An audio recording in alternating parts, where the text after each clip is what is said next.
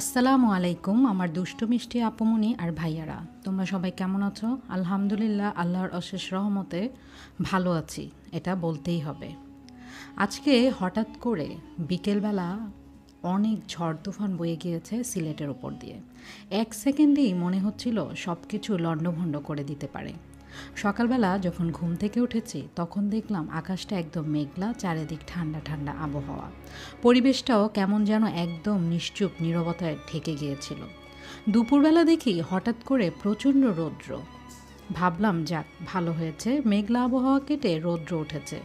কিন্তু কি আশ্চর্য বিষয়, ঠিক বিকেল 4টার পরেই এমন ঝড় দিয়েছে যে এক সেকেন্ডে সব কিছু উড়িয়ে নিয়ে যাচ্ছিল। তোমরা বাতাসের শব্দ দেখেই নিশ্চয়ই বুঝতে পারছো। আরও কিছু বাতাসের শব্দ আর গাছপালার উড়ন্ত দৃশ্যগুলো দেখলেই বুঝতে পারবে